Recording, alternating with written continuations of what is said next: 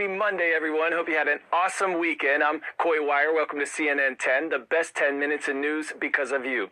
Lots of big headlines to get to and not a lot of time to do it, so let's get to it.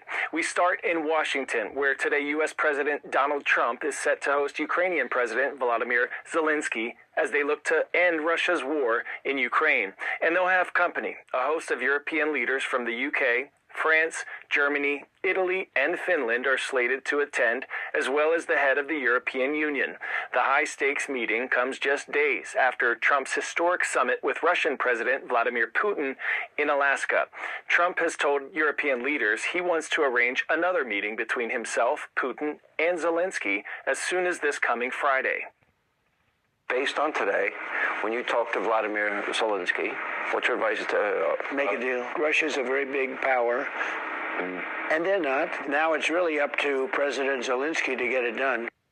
While a trilateral meeting could yield major progress towards ending Russia's war on Ukraine, it comes as President Trump appears to be changing his stance on the best way to accomplish that.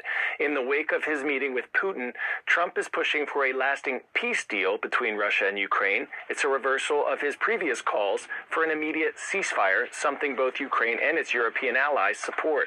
The shift also appears to align more with President Putin's approach, spurring questions about what exactly a potential deal would entail. Our Nick Payton-Walsh will give us a closer look. Well, after all the pomp and welcome of Russian President Vladimir Putin in Alaska, we are now looking again at another high-stakes meeting between President Donald Trump and Ukrainian President Volodymyr Zelensky, again in the White House, and hopefully for Ukraine, not a repeat of the horrific blowout that we saw earlier on this year. He'll fly Zelensky to D.C. to continue the lengthy phone call he says he just had with Trump. What's emerged from that? One European official saying to me, look, Putin's demands haven't really improved. That European official says, still wants control of all of the Donbass region, which he's fighting fiercely for at the moment, that Ukraine will not withdraw from, and that a few weeks of inconclusive diplomacy might buy his forces the time they need to make real progress in. The positive news for Ukraine, the growing talk now of security guarantees for it, if indeed a real peace deal is reached. Now, we've heard from French President Emmanuel Macron that the US is willing to contribute to security guarantees. I've heard from a European official the possibility that might be some kind of Article 5 arrangement. That's a term used by the NATO alliance about collective security. You attack one of us, you attack all of us. No one's suggesting NATO would be involved here, but it would be significant for Ukraine if European powers with American backing told Russia, if you attack Ukraine after this peace deal, you're attacking all of us. That's the sweetener. We don't know what the bitter pill, though, for Ukraine necessarily to swallow is yet. But ultimately, Putin wants time, and he's bought himself a lot of it. In weather news, an update on Hurricane Erin. At the time of this taping, the storm was still churning in the Atlantic as a major Category 3 hurricane after rapidly intensifying to a Category 5 storm earlier in the weekend. Erin exploded from a Category 1 with 75-mile-per-hour winds on Friday morning to a Category 5 with 160-mile-per-hour winds just 24 hours later. This puts Erin in the history books as one of the fastest strengthening Atlantic hurricanes on record, and maybe the fastest ever this early in the season. Sunday, Erin passed just north of the Caribbean, lashing Puerto Rico and other islands in the region with heavy rains from its outer bands. And while it's expected to curveball back out to sea and not make any direct landfall, those of you on the East Coast could still feel its impact.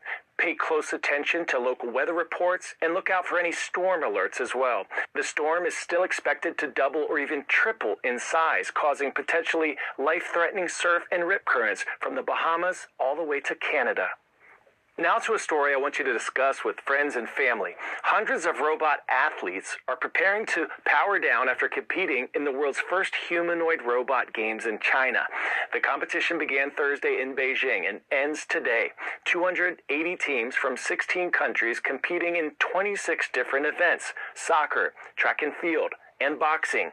During the opening ceremony, humanoid robots showed off their skills in martial arts. They played keyboards, guitars, the drums, and even danced to some hip-hop. Organizers say the games are a chance to collect data that help future development. Press pause. Wrap your head around how you feel about these games. Many are pondering whether this is a celebration of human ingenuity. Others are wondering if these are examples of robots continuing to take over life as we know it. Pop quiz hot shot. Which famous scientist is credited with discovering the relationship between electricity and magnetism? Isaac Newton, Michael Faraday, Albert Einstein, or Nikola Tesla? Answer is Michael Faraday. In 1831, he demonstrated that a changing magnetic field could induce an electric current in a nearby wire. He also invented the first electric motor. Time now for a CNN 10 Student Spotlight, one of the smartest, wittiest, inspiring, and most passionate people I've ever met. He's just 10 years old. I caught up with Sean the Science Kid. Testing, 1, 2, 3. Amplified sound waves coming from me. Here with a special guest, a CNN 10 Student Spotlight, the one and only Sean Adishkobi, a.k.a. the Science Kid. You probably have seen him on the socials. More than 1.4 million followers on Instagram alone. Sean, I have to ask you, how did you first become so interested in science, and so much so that you want to share it with other people? So, ever since I was a kid, I've just been interested in learning. It's so beautiful because it explains everything in the universe, from the light here to you talking right now. I love that. So, sharing it with the world is important because we need everyone to know about this magical field of education that explains everything. It's where it all starts. So let me ask you this. Are there any maybe common science myths that really bug you and you just want people to know? You only use 10% of your brain. Wow. That is wrong. That is wrong. You use 100% of your brain all of the time because memory is active. It's always working, which means it still has to be used. So I have a question for you. A bad dad joke, if you will. Oh, I love that bad dad jokes. Why can't you trust anything an atom says? Because they make up everything. He knows it. All right, listen, I know you have an experiment. You've been just chomping at the bit to show us this. We're going to take center stage here. All right, what do we have here, and what are you going to do with it?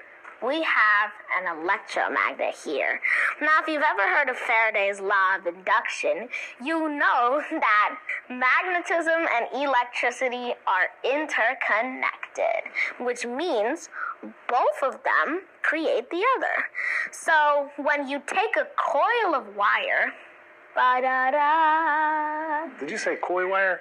a coil of wire. Coil, got it.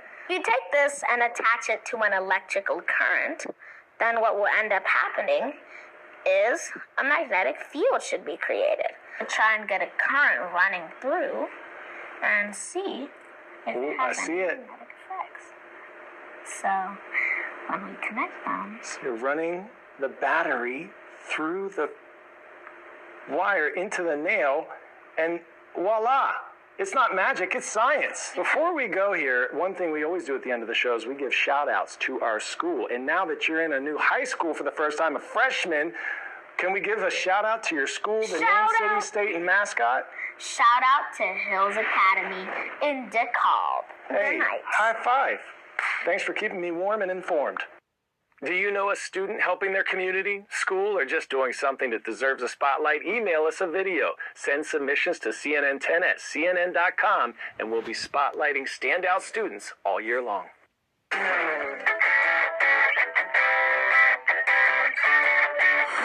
Today's story getting a 10 out of 10.